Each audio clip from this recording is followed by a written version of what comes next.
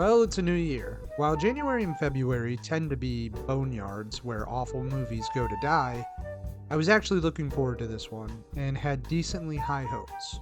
And I shouldn't have. It's pretty bad. Like and subscribe and hit that notification bell. If you're new, check out the rest of the channel and let me know what you think.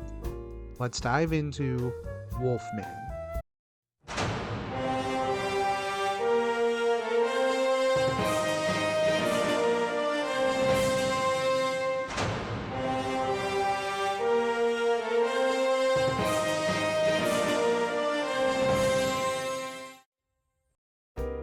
Oh, the Universal Monster universe, just still trying to find its footing. What started with The Mummy, that was supposed to kick off an MCU-style shared universe, was instead revamped to a franchise that would revolve around classic Universal monsters in their own standalone movies.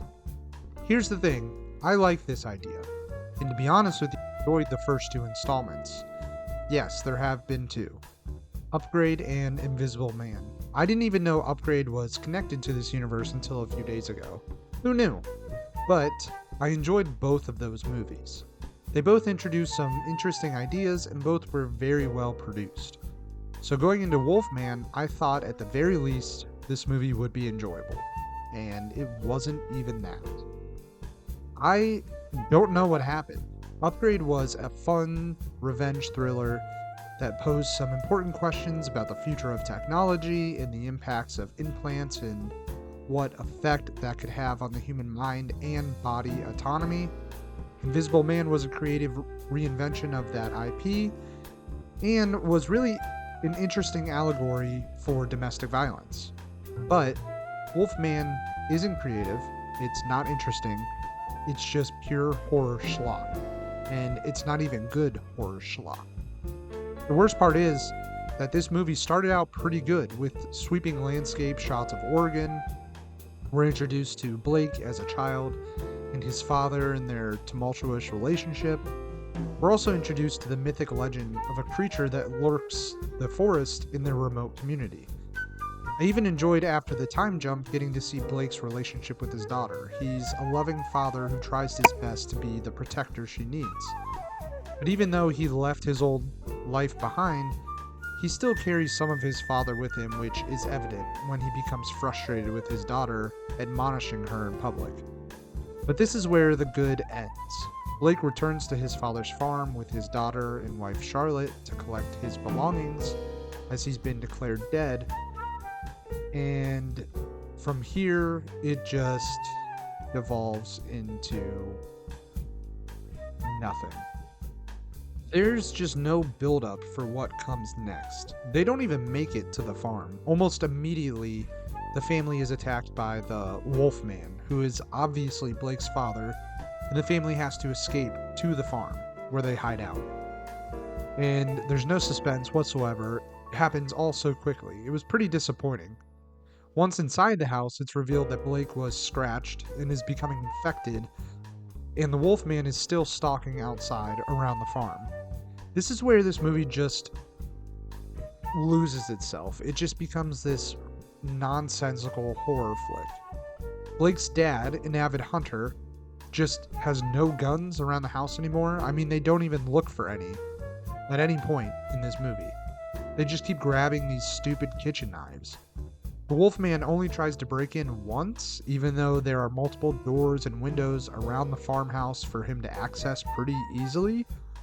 There's been a truck parked by the barn the entire time, but they don't think to even try and utilize it until there's about a half hour left in the runtime.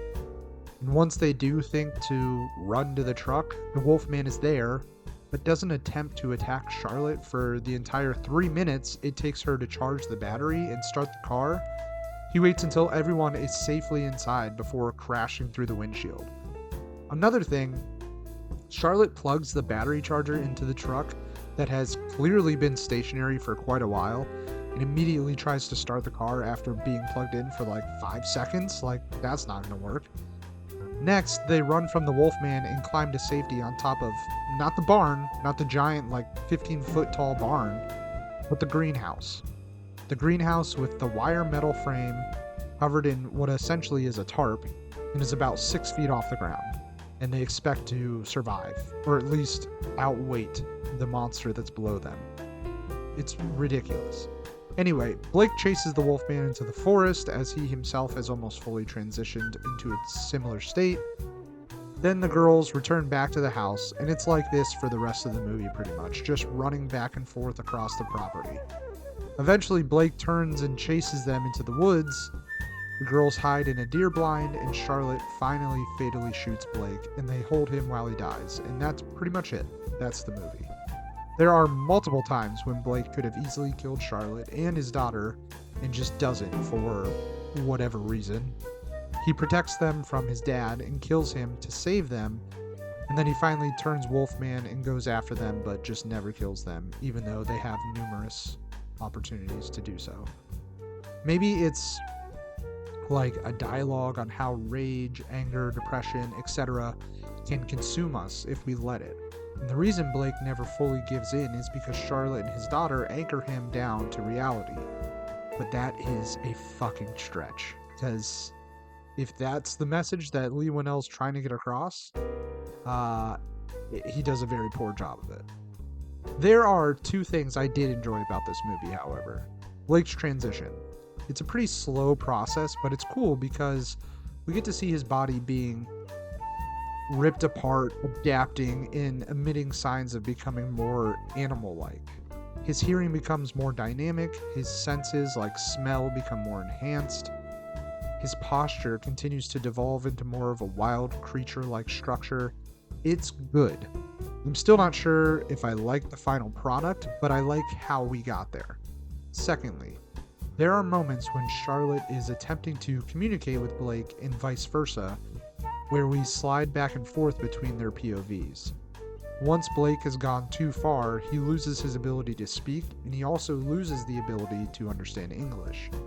And whenever we are seeing the story through Blake's eyes, Charlotte's speech is jumbled and his vision is intensified. He seems to see everything in this bright fluorescent color scheme.